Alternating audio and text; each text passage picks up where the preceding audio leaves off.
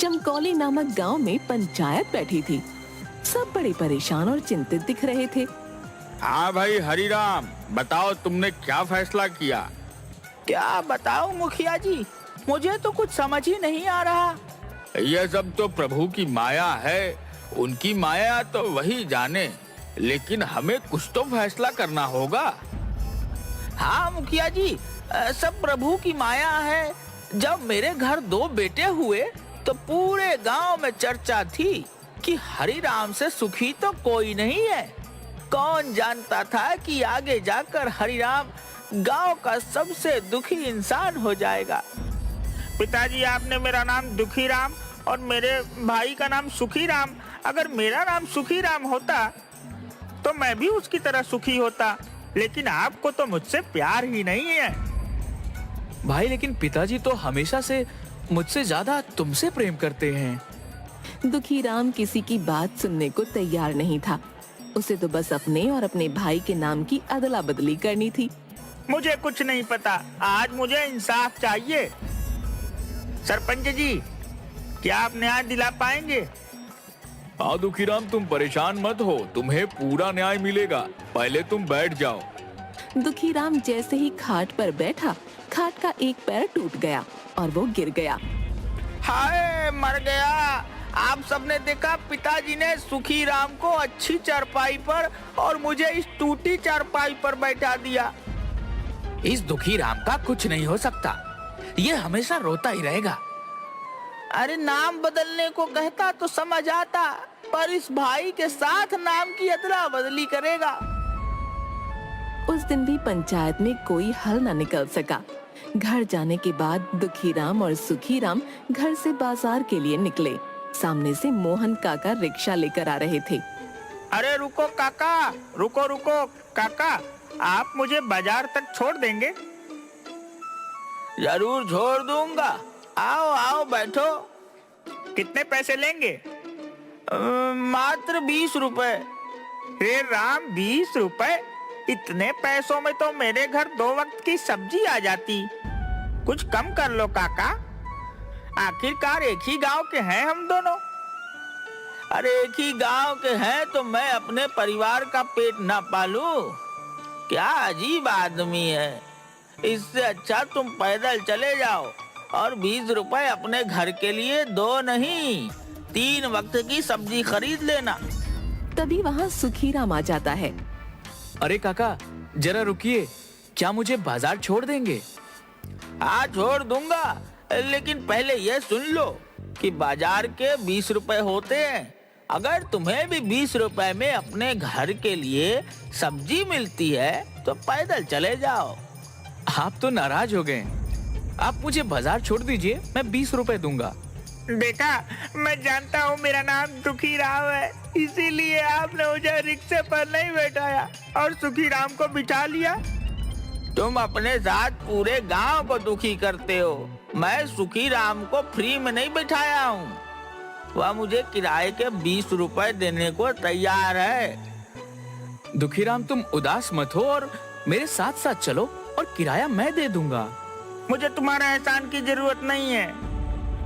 ऊपर वाले ने मुझे 2 पैर दिए हैं और मैं उनसे चलकर बाजार जा सकता हूँ। काका, आलू, प्याज और टमाटर कैसे दिए?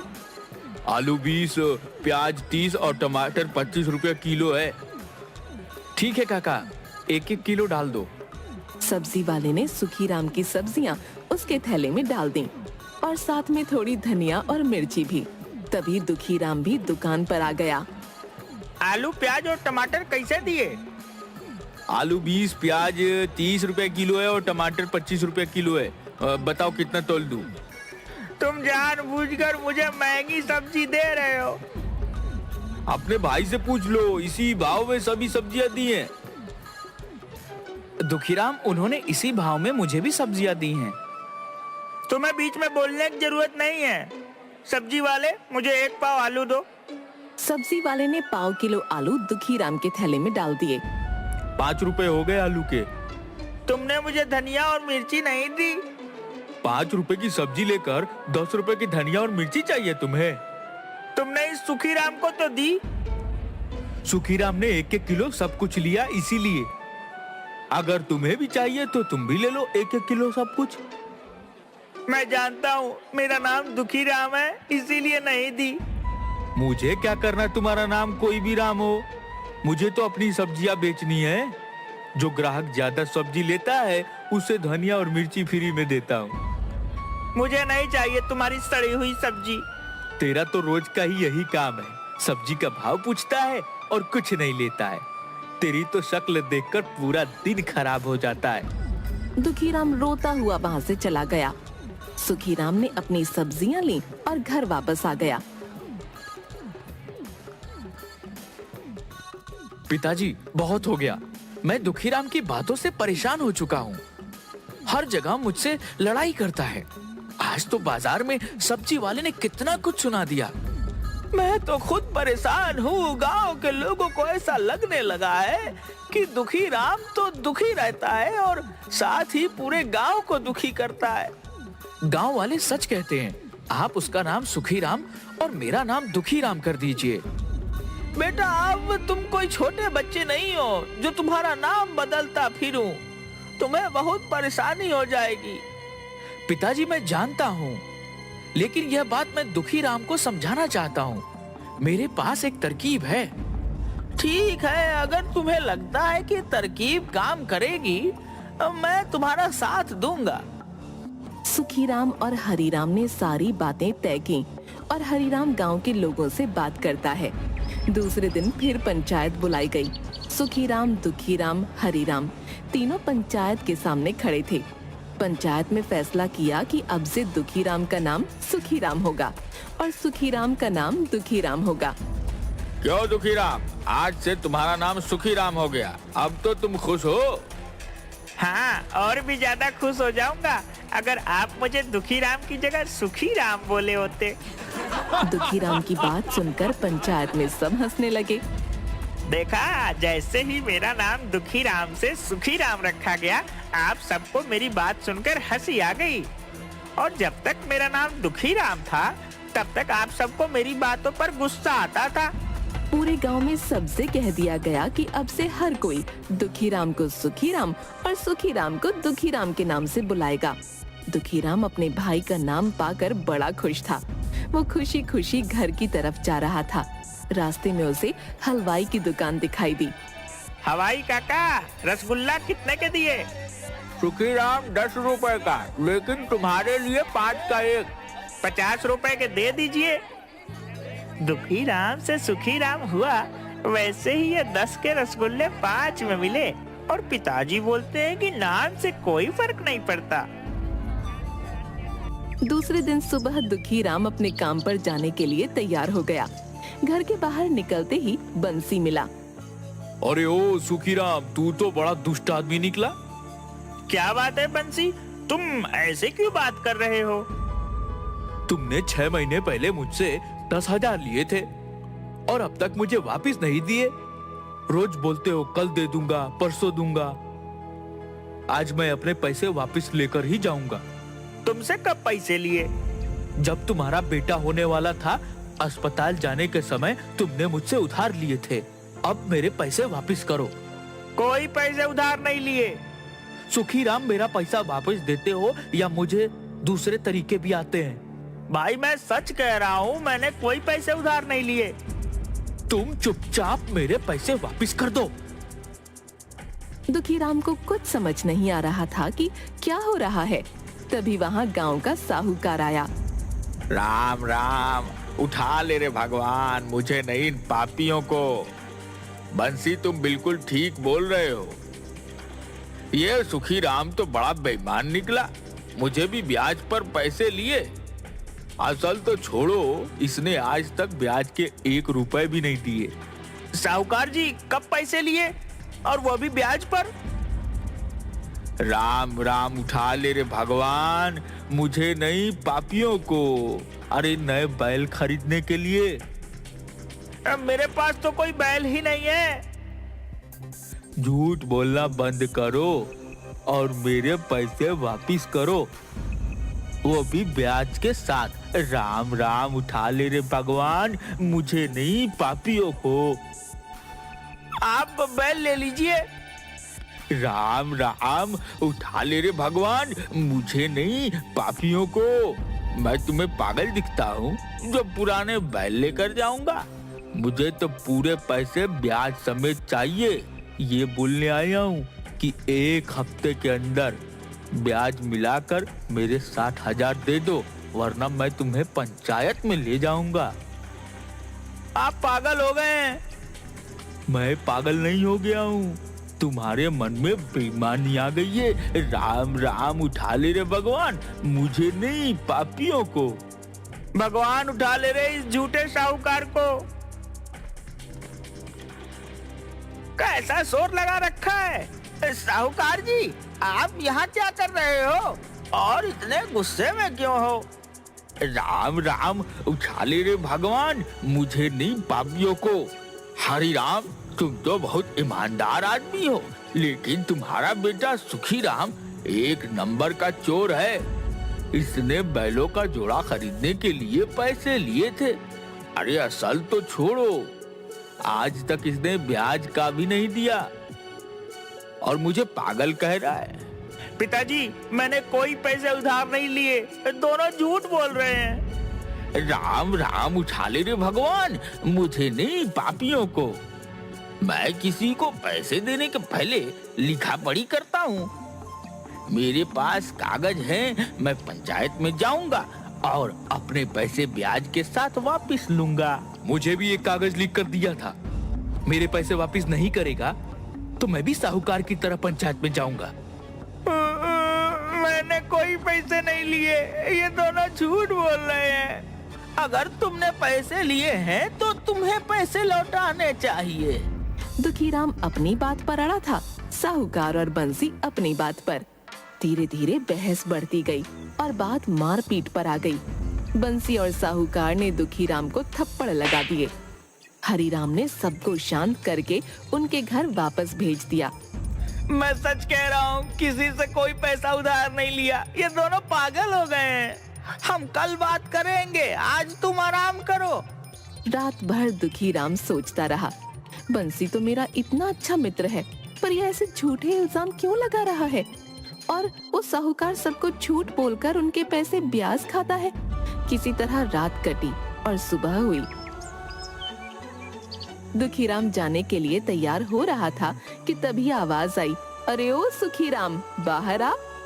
कौन है? राम राम काका। तुम्हारे मुंह से राम का नाम शोभा नहीं देता। ओ सुखी राम के बच्चे, क्यों राम का नाम खराब करता है? मैंने ऐसा क्या कर दिया? तू मेरे घर में ट्रैक्टर लेकर गया था कि खेतों में कुछ काम है। मैंने कहा कि डीजल आज ही भरवा रहा है, तो तूने मुझे क्या बोला कि काका आप फिक्र मत कीजिए, मैं ट्रैक्टर में वापस डीजल भरवा कर आपको वापस कर दूंगा। मैंने कब ट्रैक्टर उधार लिया?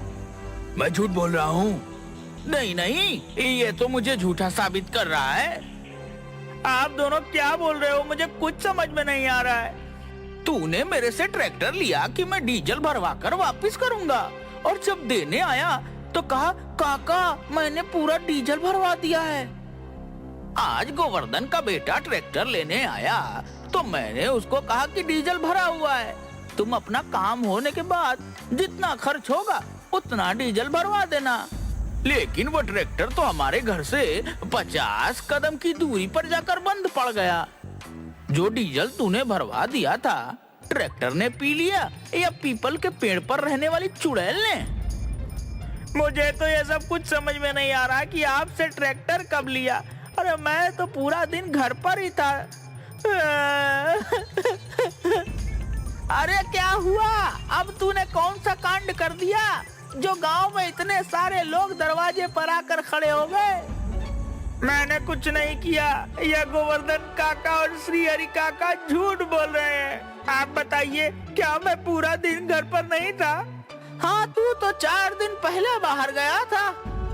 4 दिन पहले यह मेरा ट्रैक्टर ले गया और डीजल भरवाए बिना वापस रख गया, और आज झूठ बोल रहा है। तुम कल घर पर थे, लेकिन उसके पहले जो तुम बाहर गए थे और तुमने ट्रैक्टर कौन से खेत में चलाए हैं मुझे तो कुछ भी नहीं बताया। अरे मैंने कोई ट्रैक्टर नहीं लिया।